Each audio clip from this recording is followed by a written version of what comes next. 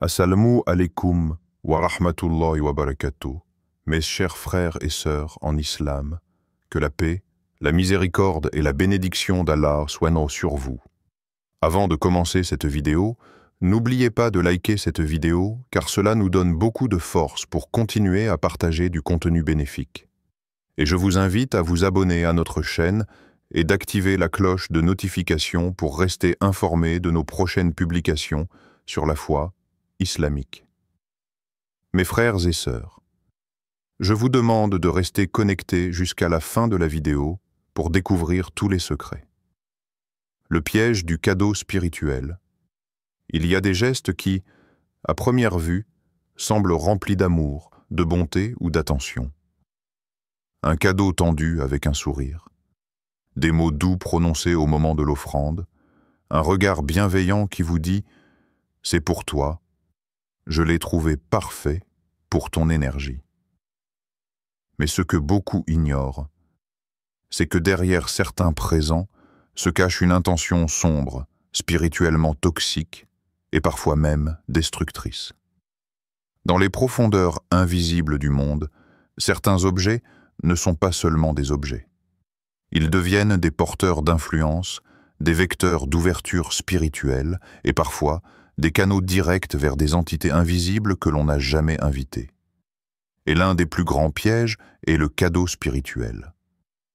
Ces objets sont souvent présentés comme bénéfiques, une pierre supposée guérir, un bracelet énergétique, une amulette protectrice, une statuette méditative, un symbole mystique gravé dans du bois ou du métal. Mais au fond, ce qu'on vous tend, ce n'est pas un bijou, c'est une clé qui ouvre une porte dans votre vie. Une porte que vous ne voyez pas. Une porte qu'Allah ne vous a jamais demandé d'ouvrir. D'apparence bienveillante, mais à l'intérieur, ces cadeaux viennent souvent de gens que vous connaissez, que vous aimez, en qui vous avez confiance. Parfois même de personnes qui parlent de spiritualité, de bien-être, d'énergie positive. Elles disent « Je te l'offre car il te protégera du mauvais œil. Cette pierre va harmoniser ton énergie. Ce bracelet repousse les mauvaises ondes. » Mais ces affirmations ne reposent sur aucune base islamique.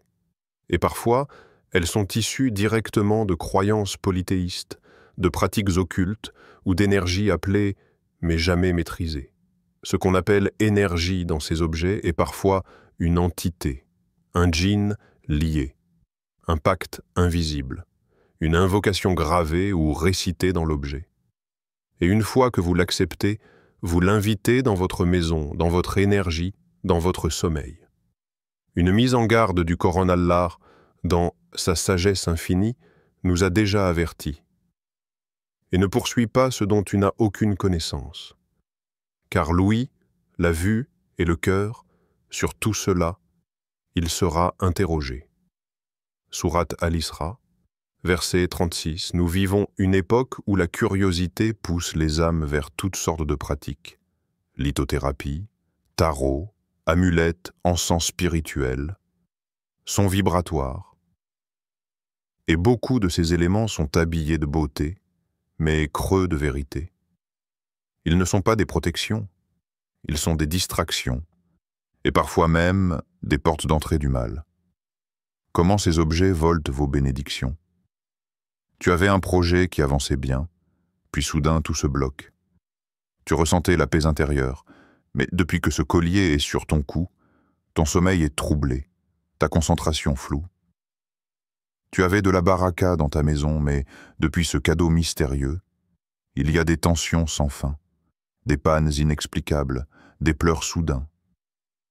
Les objets spirituellement corrompus ne frappent pas comme une tempête. Ils s'infiltrent comme une brume. Doucement, subtilement. Ils volent ta lumière intérieure, bloquent les bénédictions, brouillent ton lien avec le dhikr et provoquent même des changements dans ton comportement. Tu deviens nerveux sans raison, distant avec Allah, vidé spirituellement, alors même que tu multiplies les prières. Et tu ne sais pas pourquoi. parce que la porte est cachée. Mais l'objet est bien là, témoignage réel. Beaucoup de gens rapportent qu'après avoir accepté un cadeau mystique, leur vie a basculé. Une femme a raconté avoir reçu un collier censé équilibrer ses chakras. 3 semaines plus tard, elle avait perdu son emploi, son mari devenait agressif et elle rêvait chaque nuit de serpents. Elle ne savait pas que ce collier avait été acheté dans une boutique ésotérique où des objets étaient rituellement activés avant d'être vendus. Un autre homme a reçu une statuette de méditation, offerte par une collègue bien intentionnée. Peu après, il était pris de douleurs intenses, toujours au même endroit. Aucun médecin ne trouvait la cause. Jusqu'à ce qu'un imam lui dise de se débarrasser de cette statuette et de faire une ruqya. Après cela, tout s'est apaisé. Comment se protéger et discerner? Il ne s'agit pas ici de devenir paranoïaque. Il ne faut pas douter de chaque présent. Mais il faut être éveillé, vigilant, spirituellement mature. Voici quelques conseils concrets pour te protéger. Avant d'accepter un objet spirituel, interroge-toi. Est-ce que cela vient d'une source conforme à l'islam? Est-ce que cela repose sur une science claire ou sur des pratiques obscures? Est-ce que l'intention derrière est réellement pure? Ne garde jamais dans ta maison un objet dont tu ignores l'origine spirituelle. Si tu ressens un malaise avec un objet, même beau, même ancien, n'ignore pas cette voix intérieure. Purifie tout ce que tu reçois. Dès que tu acceptes un cadeau, récite la Fatiha, Ayat al-Kursi, et les 3 couls. Demande à Allah de te protéger contre tout mal visible ou invisible. Tu peux aussi souffler doucement dessus après les versets. Reste connecté à ton dhikr. Car celui qui se rappelle constamment d'Allah, Allah le protège. Dans un monde où le mal se déguise souvent en lumière, il faut que ton cœur devienne un radar du faux et du vrai. Et ce radar se développe dans le tawakkul, la crainte d'Allah, la connaissance de ses versets et l'authenticité de ton lien avec lui. Le piège du cadeau spirituel est subtil. Il ne fait pas de bruit quand il agit. Mais si tu es attentif, si tu marches avec Allah dans ton cœur, tu sauras reconnaître ces cadeaux et les refuser sans peur, sans haine, mais avec foi. Le vêtement offert qui porte une énergie obscure. Certains vêtements semblent envelopper ton corps de chaleur, mais en réalité, ils étouffent ta lumière intérieure. On te tend un pull, une robe, une écharpe, un vêtement traditionnel. Tu souris, tu remercies. Tu ne sais pas encore que ce tissu est plus qu'un simple tissu.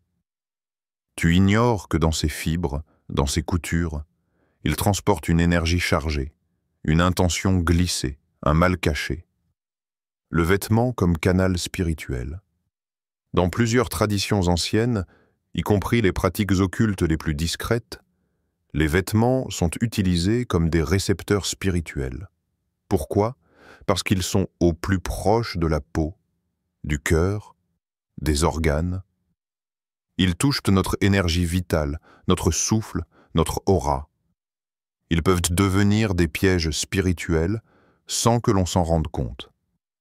Dans certaines sorcelleries, le vêtement est préparé. Il peut être fumé avec de l'encens spécifique, trempé dans de l'eau mélangée à des invocations chuchotées, ou même cousu avec un fil chargé que l'œil ordinaire ne peut pas détecter. Mais le monde invisible, lui, le perçoit. Ainsi, un vêtement peut devenir un outil d'accès, permettant à des entités de se coller à ton énergie, d'entrer dans ton foyer ou de suivre chacun de tes pas. L'avertissement d'Allah, les liens invisibles. Le Coran nous avertit de ne pas être trompés par ce que l'on voit. Allah dit, ils savent quelque chose de l'apparence de la vie présente, mais ils sont inattentifs à l'au-delà. Sourate Ar-Rum, verset 7. Celui qui ne regarde que l'apparence d'un vêtement Sa couleur, sa coupe, sa valeur peut être séduit. Mais celui qui regarde avec le cœur voit plus loin. Il ressent un malaise, une lourdeur, une perturbation. Et ce sont là des signes que beaucoup ignorent ou préfèrent ignorer. Quand tout commence à changer, tu reçois une tunique en cadeau, elle est belle, elle sent bon.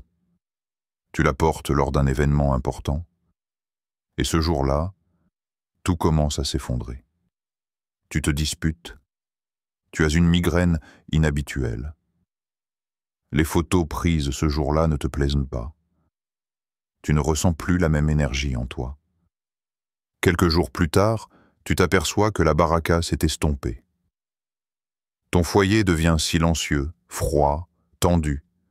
Les prières deviennent lourdes. La concentration disparaît. Tu cherches la cause. Tu te demandes si c'est le stress, le travail, la fatigue. Mais tu ne songes pas une seconde que le vêtement que tu as reçu est le début du voile. Ce n'est pas ce que tu vois, c'est ce que tu ressens. Sois donc vigilant et souviens-toi, Satan circule dans le fils d'Adam comme circule le sang dans ses veines. Hadith Sahih. Et il se glisse parfois dans une bouchée. Les objets soi-disant bénis qui volent à ta lumière, ils t'offrent un collier, une bague, un parfum. Ils disent « c'est pour te protéger, c'est un cadeau spécial ». Mais derrière cette générosité apparente se cache une manipulation spirituelle. Ces objets, appelés parfois cadeaux bénis, peuvent en réalité être chargés d'énergie obscure, conçue pour détourner ta lumière, bloquer ton destin et même t'attacher à des forces invisibles. La supercherie des objets dits spirituels.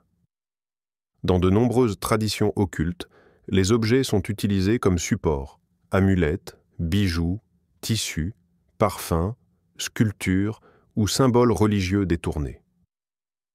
Et lorsque ces objets te sont offerts avec une intention cachée, ils deviennent des portails d'accès, non pas vers la lumière, mais vers des mondes sombres. Certains sorciers et sorcières programment ces objets avec des rituels spécifiques, en récitant des invocations interdites, en utilisant du sang ou des éléments personnels, cheveux, photos, ongles, en enterrant ou exposant l'objet sous certaines configurations lunaires ou simplement en fixant des intentions malveillantes. Allah met en garde contre les choses trompeuses et ils apprirent d'eux ce qui sème la désunion entre l'homme et son épouse. Pourtant, ils ne pouvaient te nuire à personne qu'avec la permission d'Allah. Sourate Al-Baqarah, verset 102. Ce verset parle directement des objets et pratiques utilisés dans la sorcellerie, souvent dans le but de créer des blocages ou de briser des relations. Ces objets inoffensifs sont parfois posés dans ta maison ou portés sur toi et tu ne vois rien. Mais dans l'invisible, ta lumière diminue peu à peu, signe qu'un objet dans ta vie vole ta lumière. Depuis que tu l'as, tu ressens de la fatigue spirituelle, tu fais des cauchemars sans raison, tu te sens observé, oppressé dans ton propre espace. Tes prières deviennent vides. Tu sens une présence étrange dans ta maison. Parfois, c'est un simple bracelet, un cadeau qu'on t'a donné avec insistance, un souvenir de voyage ou un objet soi-disant béni par une personne spéciale. Mais si l'objet n'est pas d'Allah, alors il est contre toi. Comment détecter un objet suspect? Voici quelques étapes pour évaluer un objet. Fais le silence en toi, regarde-le et ressens. Te fait-il du bien ou y a-t-il un malaise inexplicable? Fais la prière de consultation, Salat al-Istikhara. Passe l'objet au-dessus de la récitation du Coran. S'il provoque une gêne, une chaleur ou même un malaise, méfie-toi, pose des questions à son sujet. D'où vient-il? Pourquoi te l'a-t-on offert? À quel moment de ta vie? Vérifie les symboles ou inscriptions. Beaucoup d'objets sont couverts de signes occultes camouflés en dessin. Que faire si tu soupçonnes un objet d'être malsain? Ne le donne pas à quelqu'un d'autre. Ce n'est pas un cadeau, c'est un fardeau. Fais ruqya sur l'objet, récite la Fatiha, les 3 Qul, Ayat al-Kursi, Enterre-le dans un lieu pur, loin de chez toi, ou brûle-le si possible, tout en invoquant Allah. Demande à Allah, « Ô Allah, si cet objet est un piège pour mon âme, libère-moi de son influence et rends-moi ma lumière. » Ne confonds pas le sacré avec le chargé. Certains objets sont vraiment bénis. Un exemplaire du Coran, des vêtements portés dans le Hajj, un cadeau d'un parent pieux. Mais attention, le monde spirituel est subtil. Une sorcière peut offrir un chapelet, chargé de ténèbres. Un envieux peut offrir une pierre d'énergie, programmée pour bloquer ton progrès.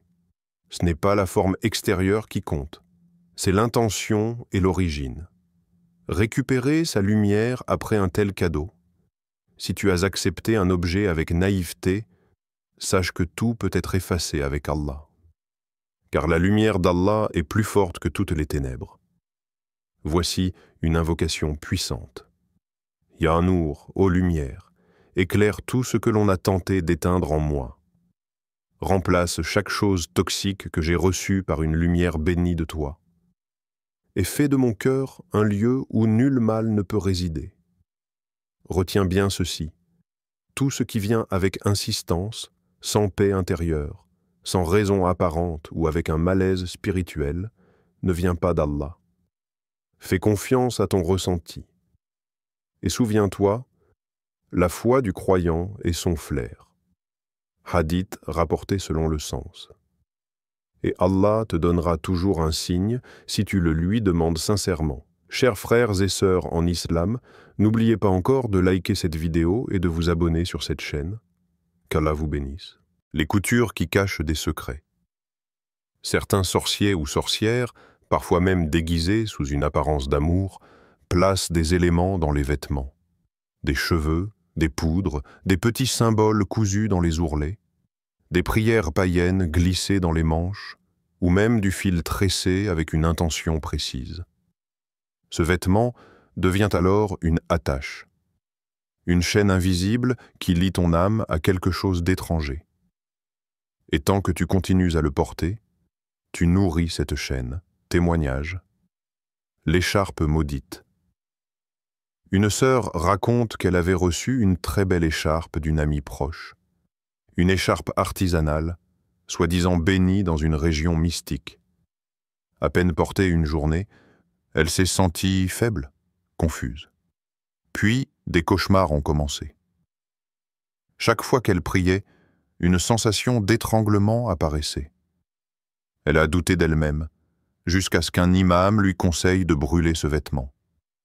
Depuis, tout est revenu à la normale. Mais elle n'a jamais revu cette amie. Elle comprit que le cadeau n'était pas innocent. Comment purifier un vêtement qu'on t'offre?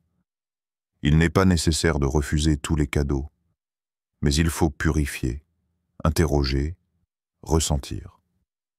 Voici ce que tu peux faire si tu reçois un vêtement. Ne le porte jamais sans l'avoir lavé. L'eau élimine beaucoup de résidus énergétiques invisibles, mais pas tout. Récite la protection avant tout usage. Fatiha, Ayat al-Kursi, Sourate 2, 255, Al-Falaq et An-Nas. Fais une intention claire. Ya Allah, si ce vêtement cache un mal que je ne vois pas, protège-moi par ta lumière et ta puissance. Fais qu'il soit pur ou éloigne-le de moi. Observe ton état quand tu le portes. Si tu ressens une lourdeur, une gêne spirituelle, une confusion inhabituelle, c'est un signe. Si le doute persiste, donne-le ou brûle-le. Il vaut mieux perdre un vêtement que perdre ta paix intérieure. Rappelle-toi, ta vraie protection ne vient pas du tissu. Ce n'est pas un foulard qui te protège. Ce n'est pas une tunique qui t'élève. C'est Allah. C'est ta sincérité. C'est ton attachement au dhikr.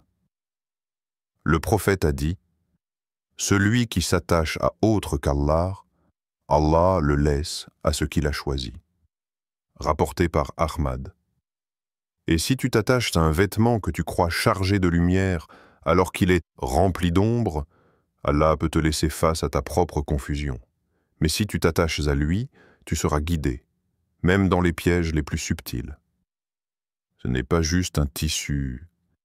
Chers frères et sœurs en islam, n'oubliez pas encore de liker cette vidéo et de vous abonner sur cette chaîne. Qu'Allah vous bénisse.